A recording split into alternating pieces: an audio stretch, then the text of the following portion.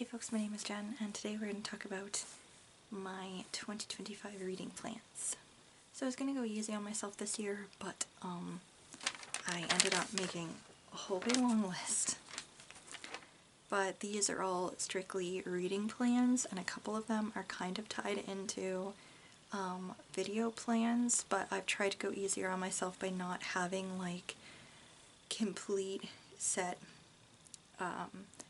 video plans for this year. I have a couple of like video series I'm still wanting to continue, but otherwise I'm trying to be a little bit more loosey-goosey with myself because pressure.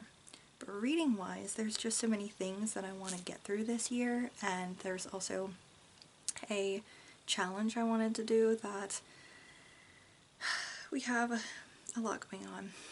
So first up, I have a reading challenge that I'm going to try to take part in all year long, and this is called the Freedom Reads Banned Book Challenge, and this is being hosted by MJ over at Reading This Life. I joined it on, she's got like a whole big thing about it on Storygraph as well, so I joined it on there, and you can submit what books you have picked for that. So I have my books for my 14 prompts, or I have some of them figured out, you'll see. So the prompts are thusly, and we have all year from January 1st to December 31st to complete these. So the first prompt is to read a classic banned book, and this is something that predates 1990. And for this one, and I did really try to select things that I already have on my shelf, so I didn't buy like a ton more books, but I did end up being able to answer some of the prompts with things that I did need to get, so I do have a few others that I just got. But it works out because they are books that for the most part I wanted to read anyway, so here we go. So yes, this classic banned book predating 1990, I selected The Bluest Eye by Toni Morrison. This was a book published in 1970.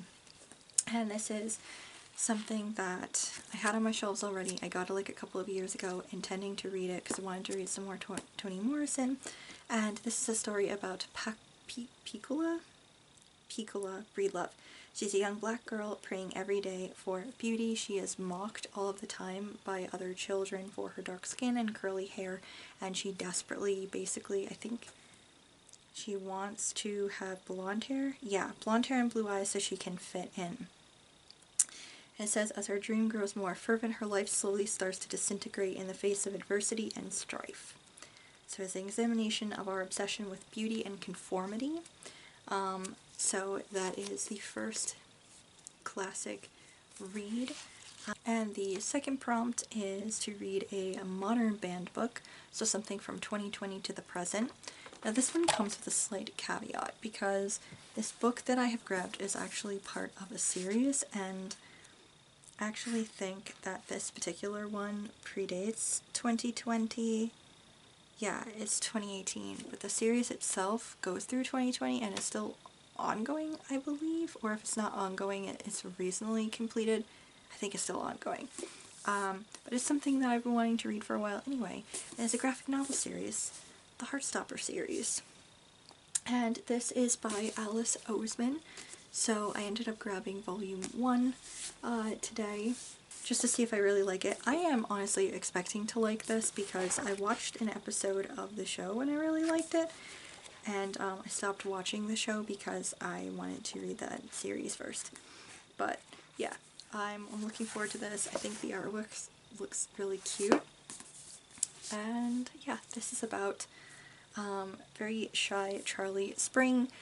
He ends up sitting next to a rugby player, Nick Nelson, in class one morning, and a warm, intimate friendship follows that soon develops into something more for Charlie, who doesn't think he has a chance. But Nick is struggling with feelings of his own, and as the two grow closer and take on the ups and downs of high school, they come to understand the surprising and delightful ways in which love works, and it just, oh, it sounds so cute. So, yeah, Heartstopper series.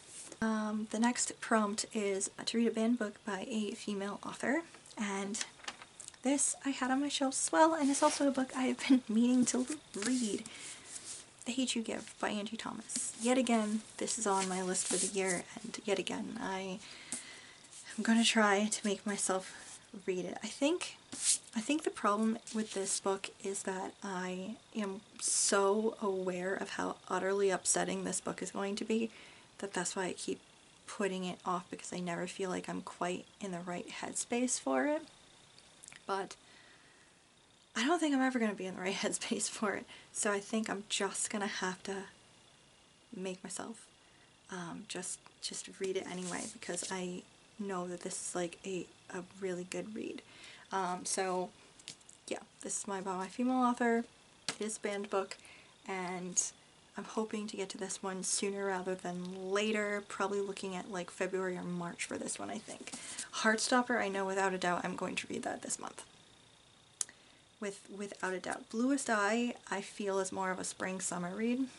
So the next prompt is Out of This World. So it's a banned book that is set on another world, so think sci-fi or fantasy. This one, honestly, was because quite honestly, there doesn't seem to be that many banned books from what I could see that take place in another world. For the most part, a lot of the banned books seem to take place in our world, or they're like picture books for children, or they're like dystopian novels, of which I already have them for other prompts. So I looked really long and hard for a book that fit this. I mean, Harry Potter is also an option, but I mean, I don't know. I was doing a reread of the Harry Potter series. I might attempt to still continue that this year. I don't know.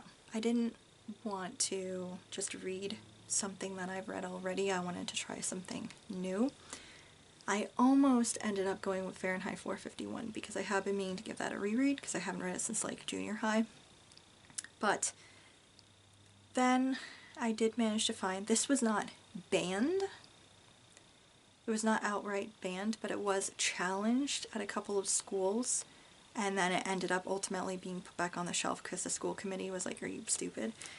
So because this is the banned or challenged book, I went with this, which was on my shelves already, and it's Neverwhere by Neil Gaiman. And this is a book that also been meaning to read for a while. Basically, there's like a magical world set under the streets of London. City of monsters and saints, murders and angels. A single act of kindness to a ragged girl he finds injured on the street catapults young businessman Richard Mayhew out of his workaday life into a world that is familiar and threateningly bizarre. So that is my Out of This World book. And after that, the prompt is Author Under Fire, so reading a book by an author who is frequently censored. And this one I also got off my shelves, luckily. So Kurt Vonnegut is censored a lot, but I've already read, like I just did a rereading of Slaughterhouse-5, and I just read God Bless You, Mr. Rosewater. But luckily, I do have an unread Vonnegut on my shelf that I just got in November. Timequake. So I figured that fits this. I don't know if this book exactly has ever been banned or challenged, but like I said, Vonnegut is frequently banned or challenged. I think mostly for Slaughterhouse-5, but because, you know, people hate it when you have an anti-war book anywhere. But yeah, Timequake is a little more wibbly-wobbly. February 13th, 2001, according to Vonnegut, the universe will tire momentarily of expanding forever, because what's the point? Maybe it would be more fun to shrink for a change and have a reunion of all the stuff back where it began, then it can make a great big bang again. It will shrink back to February 17th, 1991, but will then decide that expansion is the way to go after all. As time marches on once more in 2001, though, Vonnegut and Trout and everybody else and everything else will have to do exactly what they did the first time through the decade, for good or ill, marry the wrong person, bet on the wrong horse, whatever, 10 years of deja vu all over again. At least deja vu doesn't cause physical injury and property damage, but all hell cuts loose when the rerun is over and free will kicks in again. Everybody is so used to being a robot of the past that nobody is prepared to think of new things to do and then do them in order to avoid accidents or whatever. Off-balance pedestrians fall down, don't get back up. Unsteered motor vehicles will slay them by the millions. Factory workers will allow themselves to be gobbled up by their own machinery. Who's the hero of the moment? Kilgore Trout. So, just a bizarre sounding book with wibbly wobbly, timey wimey. It came out in 97. So, prior to 2001, but yeah, so I like a good time travel-y weird book, and I love Vonnegut, so. And that one I might read sooner rather than later. Let's see, the next prompt is screen adaptation. So basically read a book that has been adapted for the screen, and I don't think part of her prompt was to also watch the movie, but I've never actually seen the movie. Actually, it's a movie and a musical now, and didn't they also just come out with another movie? Because the old one had, like, Oprah Winfrey in it. You're gonna know what I'm talking about, probably because of that, but The Color Purple by Alice Walker. This is also a book I already had on my shelf. This is actually, funnily enough, the movie mass market paperback copy from whenever the movie came out. This is a book about a girl named Celie. It's actually told from her point of view, in letters to God that she writes. And I love a good epistle novel. It's kind of might crack. But yeah, so this is about Celie, and life hasn't been really easy for her. The novel basically starts with a really rough situation. Her father having his way with her, and then her being forced to be pregnant. And it's a whole situation, the aftermath of that, the aftermath of them being forced to basically go marry or be owned by another man, and just total situations. Eventually, her husband's lover, who is this, like, she's a singer, isn't she? Yeah, flamboyant blues singer, barrels into her world and gives Celie the courage to ask for more out of life.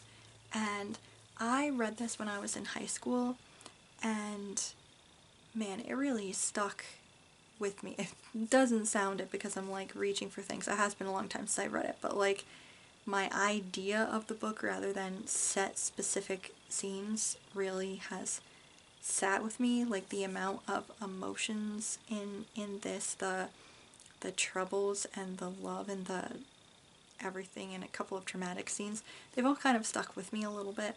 And I've been meaning to give this one a reread for a while now, because yeah, I read this when I was like 15, I want to say, and I want to see what my impression of it now is, you know, several years later. And I'm pretty glad that it fits one of these prompts, because then I can make myself read it instead of just saying, oh, I'll get to it someday. No, I can actually get to it this year. Next prompt is get out of your comfort zone. So read a banned book that is not in your normal genre. This is the one that I'm most nervous about, I think, this year, because this is a book that I didn't think I would ever read, honestly, just because of how much I do not like dystopian novels. Like, up till this point, Fahrenheit 451 is the only dystopian novel I can stand, and even then, like I said, I read that in the 8th grade. I don't know how I'll feel about it now. I just remember it scared the shit out of me at like 14, so I can't imagine what it would do to me now. But this novel is a really important novel. It's been every fucking place over the past decade, I want to say, and I'm just, it's about time I actually read this. I 100% do not think I will watch the adaptation of this one, but I will at least be giving this a read, and it is The Handmaid's Tale by Margaret Atwood. Like I said, dystopia and me don't get along, mostly because it sends me into a panic. So I'm very nervous about this. I don't know how this is going to go, but I'm going to give it a try anyway. I've never read anything by Margaret Atwood. So basically this is like a dystopian future of America only I think it's called something else now. Gilead. The Republic of Gilead. Yeah. Which, do I know what Gilead means? It's a biblical thing, isn't it? I can't remember. It's a future full of environmental disasters and declining birth rates that led to the Second American Civil War. So with that comes the rise of the Republic of Gilead, a totalitarian regime that enforces rigid social rules and enslaves the few remaining fertile women. Offred is one of these, a handmaid bound to produce children for one of Gilead's commanders. Deprived of her husband, child, and freedom, and even her own name, Offred clings to her memories and her will to survive. So it's like satire, ominous warning, tour de force. People go nuts for this. There's the show that came out. There's just everything. Yeah, like I said, it tends to give me so much anxiety. So I am incredibly nervous about reading this. But I'll do my best to get through it this year, and it is, after all, to get out of your comfort zone. Dystopian is 100% out of my comfort zone. So, next prompt is international flair. So you read a banned book that something has been like banned or challenged in another country. And this one, so actually both of these next ones are books that I always had one idea of in my head, and only until fairly recently, I want to say the last couple of months or something, my opinion has shifted in these books, and this one is the first one. It is Lady Chatterley's Lover by D.H. Lawrence. So the only thing I knew about this book was that it's pretty spicy and risque, and Blanche Devereaux reads it in at least one episode of The Golden Girls. It might be more than one, and she seems very excited about reading that book. So, you know, I always heard, oh, this is a sexy book, this has been outlawed in like until like the 60s or 70s, I want to say, in a couple of different countries. I think there might even be some countries that you still can't read it. I don't know. Banned for indecency, it says right on here. It's D.H. Lawrence's final novel. One of the most notorious and passionate love stories in literature. But then I recently saw like someone's review. Could I tell you whose review I saw? No, I cannot remember whose review I watched. But they made it sound intriguing, and then I also ended up looking up some more about it on like Goodreads and Storygraph, and I was like, wow, this, you know, I feel like this might be something that would be interesting to read, and I'll see for myself if it's as risque as it says it is, because it actually sounded maybe not fully vanilla, but like caramel? Is caramel the next stage? It's not quite vanilla, but it's not full-blown, like, I don't know. Yeah. Anyway, I mean, I've read, I spent December listening to erotica, and I think I can handle literature with affairs in it. Anyway, inappropriate cover. We're gonna hide that now because it makes me feel uncomfortable to show it. Okay, so this has Constance Chatterley is a young woman trapped in an unfulfilling marriage to an aristocrat whose war wounds have left him paralyzed. After her husband demands she provide him with an heir, she begins an affair with their gamekeeper, a working-class man named Oliver Mellors. As their illicit relationship grows in tenderness, mutual respect, and sensuality, Constance discovers that true fulfillment requires a connection of both mind and body. Shocking to its original audience for its cross-class romance as well as for its sexual explicitness, the novel has long been hailed as a summit of Lawrence's artistic achievement and one of the most influential novels of the 20th century.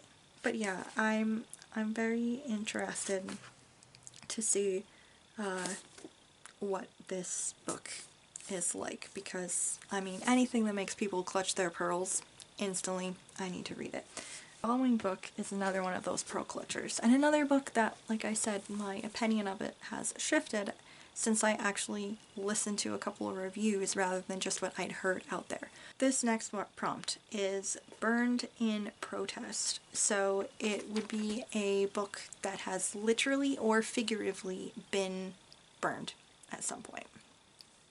And I know the first thing that probably comes to mind for a lot of people is Harry Potter, because like that's been burned quite frequently actually. and a couple other books, but this one, because I know this is still considered incredibly inappropriate and risque, even though that's, well, it's Lolita by Vladimir Nabokov. So this is going to be an interesting foray because, one, like I said, my thoughts on this was never in a million years because I do not like the topic until I heard a couple of reviews about it and people actually talking more in depth about what the book is actually about and a little bit more about the author himself. And Lolita out there is just, it seems like it's like romanticizing a pedophilic relationship. It's not.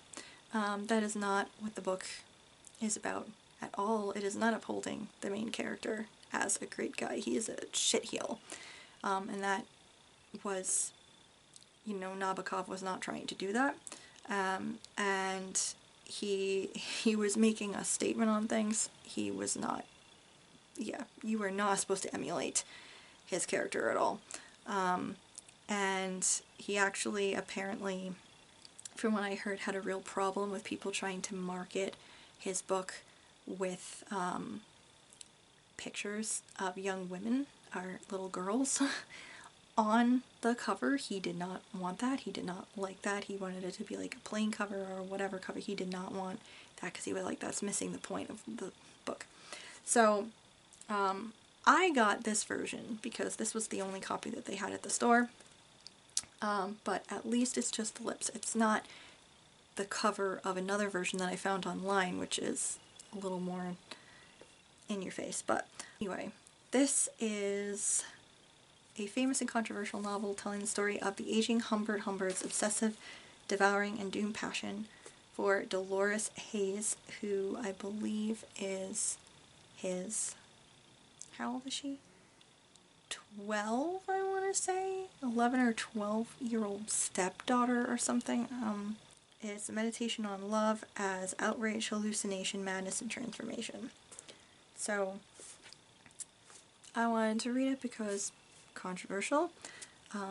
Again, watching those reviews, I was like, okay, so this is way different than what I have been told my whole life, basically. And also, it'll be interesting because, fun fact, I don't think I've ever read any Russian literature to date. And for the most part, I've avoided a lot of it just because a lot of it seems to be incredibly depressing, and I'll read a book that has some sad elements in it, but I don't want to read a book if it's just a trauma fest the entire time. So yeah, I've been pretty much avoiding most of them. But this will be also my first foray into Russian lit, I guess, is Poetic Justice. So you read a banned book of poetry. Now this one, I ordered it at the store because they didn't have a copy in, but it is Howl and Other Poems by Allen Ginsberg, and this is a collection of his poetry. Allen Ginsberg was, I believe, openly gay at the time, possibly. So I think that's partly why his poems were banned. I have read, I think, Howl itself, that poem, but I don't think I've read anything else of his. So again, expanding my poetry and also a banned poetry book that I wanted to get at. The next one is pen.org. So you go on the website pen.org and you select a book from there on one of their like banned lists. And the book I picked, I had on my shelves already.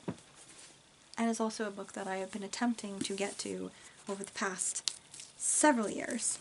That is The Kite Runner and the Spike Hollowed Houssini. And this is, let me see. The privileged young narrator of this story comes of age during the last peaceful days of the monarchy, just before his country's revolution and invasion by Russian forces. Political events, even as dramatic as the ones that are presented in The Kite Runner, are a part of the story.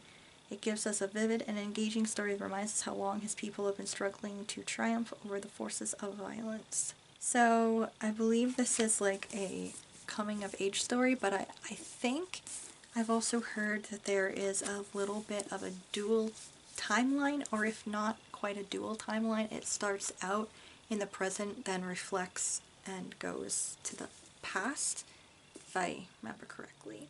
The next prompt is to visit your library and pick a book there that has been banned or challenged. I have not visited the library, so haven't picked that one. This one I'm leaving blank for the time being because I don't know when I'm going to find and when I'm going to go.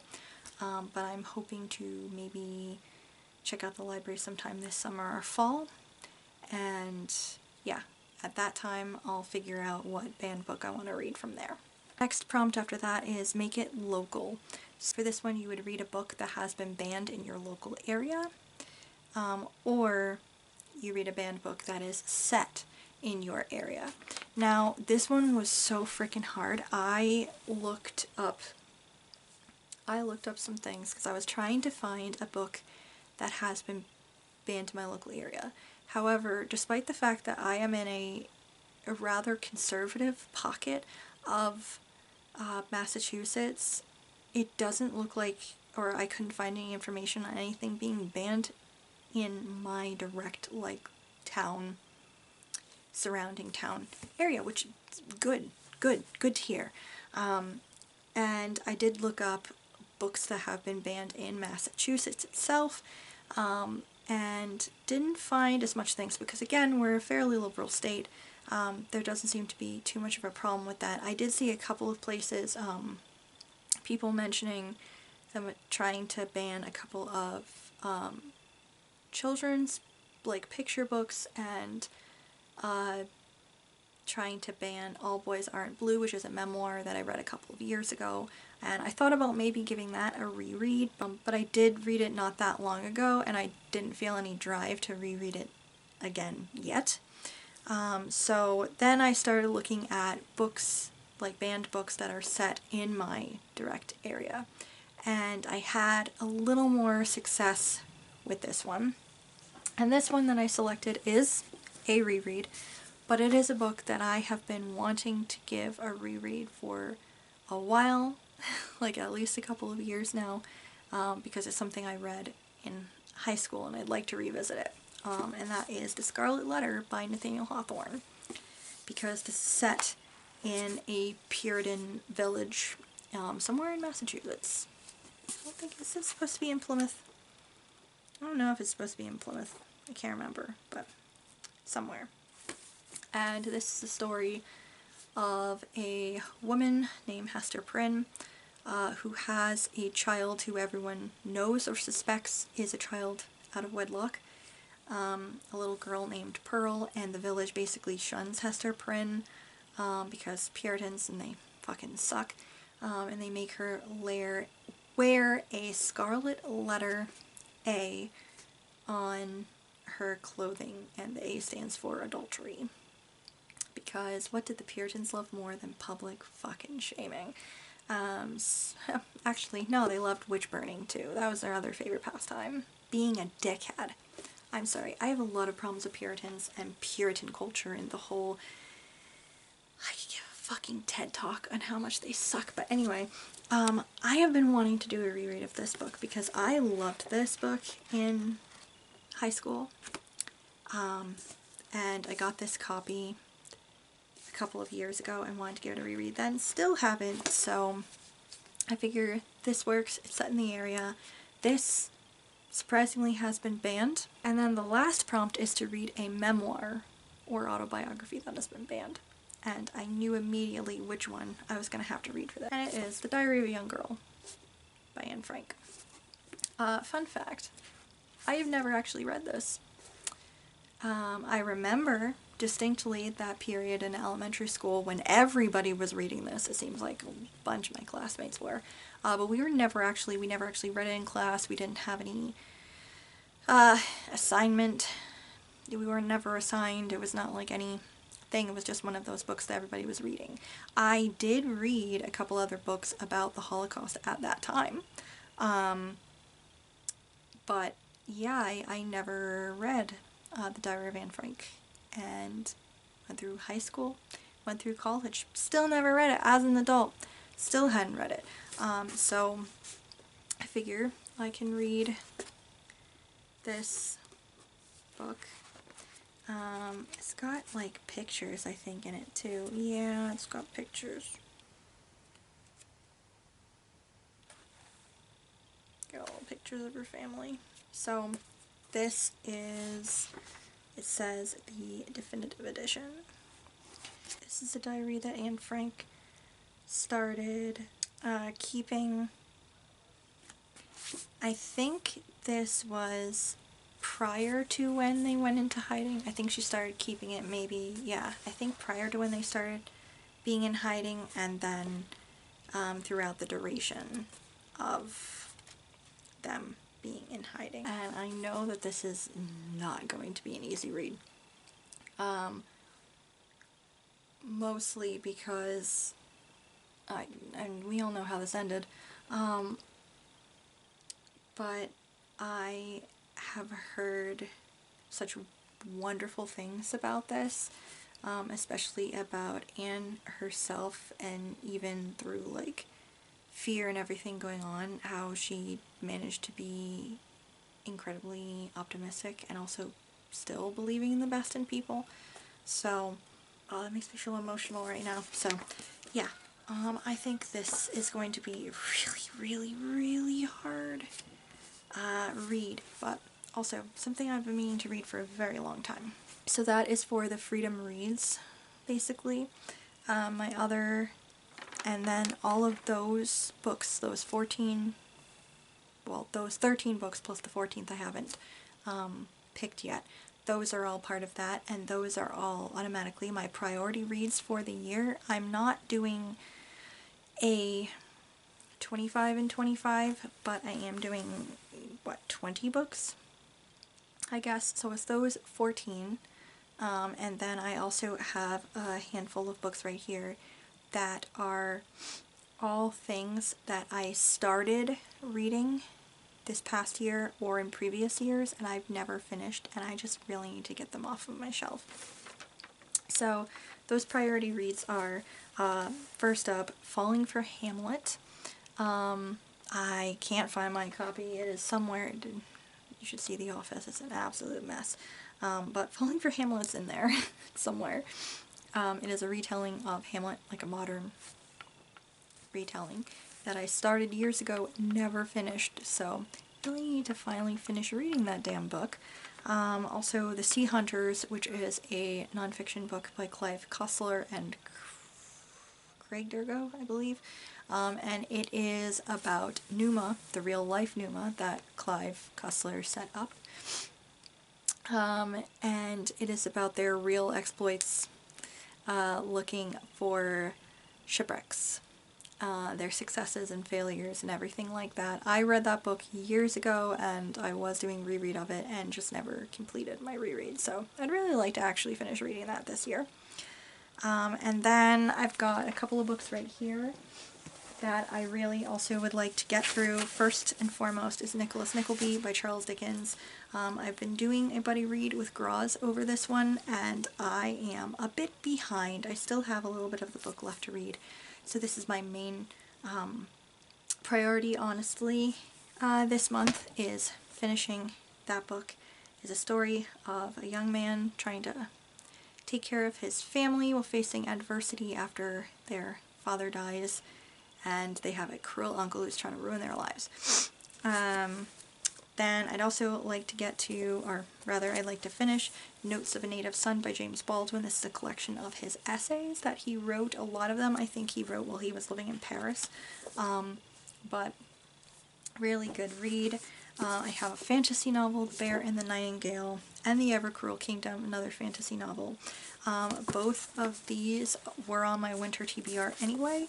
Bear and the Nightingale is the first book in a trilogy by Catherine Arden, and this is set in the Russian countryside long ago, about a girl who has magic and is trying to keep to the old ways and coming up against her new stepmother, who is a religious zealot and thinks that the old ways and traditions that keep them all safe from the evils that lurk She thinks it's evil itself, and so a lot of shit going on. And then The Ever-Cruel Kingdom is the sequel to The Never Tilting World. It's by Rin Chapeko, and this is about two girls who live on either side of a broken planet, trying to come, both of them separately, coming to the place of the cataclysm from years before to save their planet, and this is the sequel to that, once shit has hit the fan and not at the same time. That's it for priority reads. Otherwise, sometime this summer, I would really like to continue my Cussler readathon, reading, whatever I was doing. I started Sahara, which is my favorite, so that one, and then I have like, I don't know what, 4, 5 other books or something to read, so yeah, I'd like to get back into that this spring and summer. I am hoping to continue checking off books for my little experiment that I've been doing, and also trying to make like a video about that at some point once I'm done with this experiment. It's called Am I Too Judgy? Basically it's me tackling books that I've either DNF'd in the past because I was like, this sucks, or books that I have said in always, I would never read this for XYZ. There are caveats within there. There are certain books that I still 100% will not read for certain particular reasons. But for the most part, there's a lot of other books that I just don't like them for certain petty reasons. So I actually have like 2 or 3 books on my list right now that fit with that. So that works. And I also would like to go back to reading classics and nonfiction 3 per month, and because I'm doing seasonal TBRs now, it will be 3 of each per like that TBR. So winter's classics are Nicholas Nickleby and Timequake, and then I think I would also like to maybe pick up a Dumas. So it might be Lady of the Camellias, because that one's one of his shorter ones. And for nonfiction for winter, finishing Notes of a Native Son, and I would also like to pick up Nutshell Studies of Unexplained Death, which is already on my TBR, and I think I might also want to tackle Audrey Hepburn, maybe, over the next couple of months as well. And then my other couple of things are just finishing series, basically. So I would like to finish the Trials of Apollo series so I can finally read The Chalice of the Gods, which is the new Percy Jackson, or the first of the senior year chronicles, I think is what he's calling it, because the new book, The Wrath of the Triple Goddess, comes out this year in like September. So yeah, I would really like to be caught up on that. And then my last thing that I'd really like to do this year is I would really, really love to reread the Mr. Mercedes trilogy by Stephen King, because A, I've been really in the mood for just diving back into those books, and B, I have Holly that I got like, what, last year? The year before? It is an offshoot of that trilogy. It has a couple of the same characters from that trilogy in it, and I kind of just want a refresher before I dive into that book. So yeah, so those are my plans for this year for my reading. I think it's going to be pretty great. Let me know down below what plans that you guys have for your reads this year, if you have any at all. And yeah, thank you guys for watching. Thank you for always watching. If you're new here and like subscribe, please do so. And I will see y'all next time. Bye.